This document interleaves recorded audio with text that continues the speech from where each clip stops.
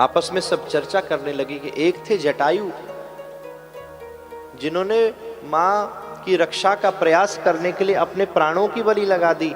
भगवान ने उनको गति प्रदान करी, ऐसा भक्त हुआ। और एक ये गिद्ध है जो भगवान के कार्य में रोड़ा बन रहा है। संपाति के कान खड़े हो गए। जटायु को तुम कैसे जानते हो? पूछा तुम कैसे जानते हो? बोलो मेरा भाई था। कहाँ गया वो? बोलो उसकी मृत्यु हो गई, रावण को रोक रहा था। माँ जानकी का हरण करके रावण ले गया है और प्रभु की सेवा में उसने प्राणों को त्याग दिया। जामवंत जी ने पूरा वृतांत सुनाया। संपाति रोने लगे। समुद्र के जल में सबसे पहले जटायु का तर्पण किया अपने भाई का। बताया कि मैं सूर्य के किरण से जल गया था। नीचे चंद्रमा मुनि ने मुझसे कहा कि त्रेता युग में तुम्हें रामदूत मिलेंगे और जब रामदूत मिलेंगे तभी तुम्हारे नए पंख आएंगे। आज मुझे रामदूत मिल गए हैं। जामवंत जी ने जैसे बताया पंख आ गए जटायु के, संपाति के। बोले अब हम देखते हैं मां जानकी कहां है। आप नहीं देख पाओगे। मैं देखूं तुम नाही, गीधई दृष्टि अपार, बूढ़ भयो नत करते हूं, कछुक सहाय तुम्हार। गिद्ध जैसी दृष्टि किसी की नहीं है। मैं बताता हूं, मैं तुम्हारी सहायता करता हूं। ऊपर से देखकर बताया। जामवंत जी ने पूछा कुछ दिख रहा है? बोले हाँ, 100 योजन दूर स्वर्ण की लंका दिख रही है। वहां पर एक अशोक वाटिका है और अशोक वाटिका के नीचे हमारी सीता जी बैठी हुई है। राक्षस योनियों ने चारों ओर से घेर रखा है। जामवंत जी बोले और क्या सहायता कर सकते हो? संपाति बोले इतनी सहायता कम है। तुम लोग चल तो दिए, तुम्हें यही नहीं पता जाना कहाँ है। बिना एड्रेस के चल पड़े। अब कम से कम ये तो पता चला कि कहाँ जाना है आपको। वृद्ध हो गया, नहीं तो और सहायता करता, पर बता दिया मैंने, बता सकता हूं। जो ना गही सत जो जन सागर, करई सो राम काज मत्यागर। 100 योजन लंबा समुद्र है। जो इसको नांग सकता है वही श्री राम जी के कार्य को पूरा कर सकता है, अन्यथा कोई नहीं जा सकता। सब घबरा गए। 100 योजन कौन जाएगा? संपाति बोले कि पापी से पापी व्यक्ति भी राम जी का नाम का सहारा लेके भव से पार हो जाता है, तो आप सब तो पापी नहीं है, उनकी सेवा कर रहे हैं। अगर दृढ़ भरोसा रखोगे तो पार हो जाओगे। छोटा सा एक बानर बोला मैं 10 योजन दूर जा सकता हूं। सब उसकी ओर देखने लगे। 100 योजन लंबा समुद्र है, तुम 10 बता रहे हो। दूसरा बोला बीच में से मैं जाऊंगा 20 योजन। सब देखने लगे, 20 से भी कुछ नहीं होने वाला है। दूसरा बोला 30 योजन। एक बोला 50 योजन मैं जाऊंगा। अगला बोला मैं 70 जाऊंगा। और आगे बात बढ़ी 90। जामवंत जी खुश हुए, थोड़ा और 90 के बाद सब चुप हो गए। जामवंत जी को क्रोध आया। आप सब युवा हैं तब ऐसे कर रहे हैं। मैं वृद्ध हो गया हूं। बलि के यहां जब भगवान ने विकराल रूप बनाया था, सर जो है ब्रह्मलोक में था, चरण पाताल में था। इतनी देर में मैंने 7 परिक्रमा भगवान की लगा दी थी।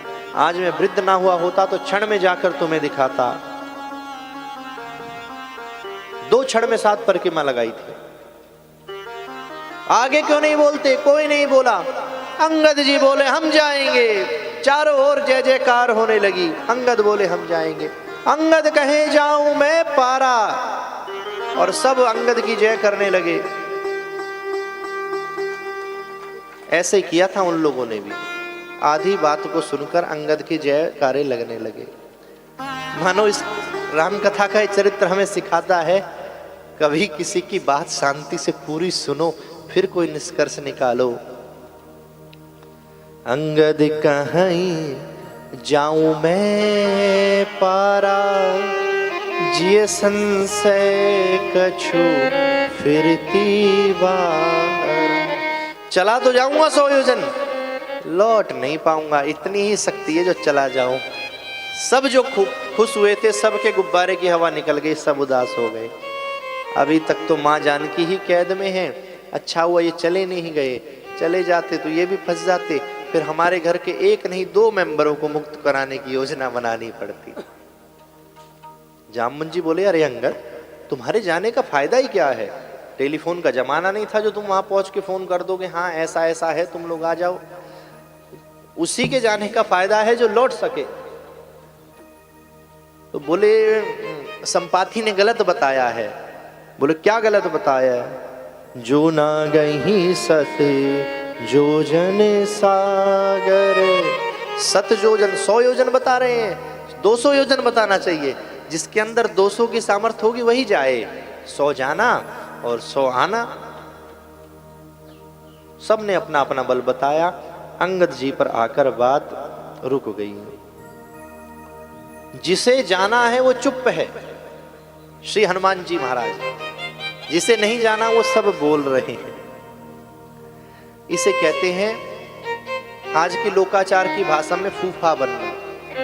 किसी शादी विवाह उत्सव में आप देखिए, कुछ लोग ऐसे आएंगे जो बोलते ही बोलते हैं, एक हाथ पीछे होगा, इसको ऐसे करो, उसको वैसे करो।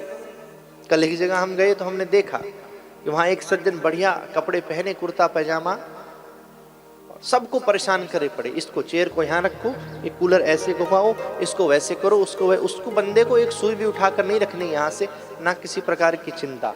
बस सब लोग देखें हमको कि ये बहुत काम कर रहा है, सब चीज की निगरानी रख रहा है। निगरानी उन्हें किसी चीज की नहीं करनी, जो काम समय का था उसका ध्यान नहीं है।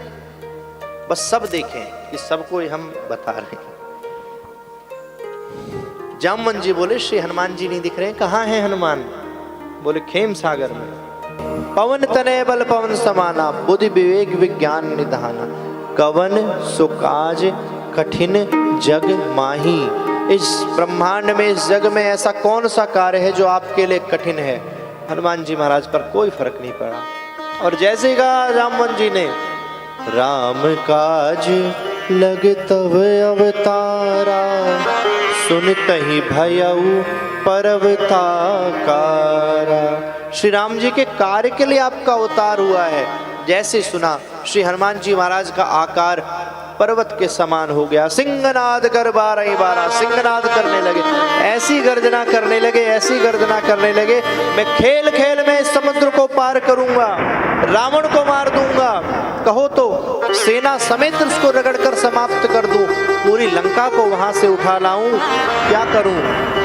जामवंत जी बोले, इतना नहीं करना है, जितना हम कहें उतना करिए। बोले कितना? इतना करहु तात तुम जाई, सीत ही देख कहो सुध आई। जानकी जी की सुध लेकर, श्री राम जी की सुध देकर और चले आना है।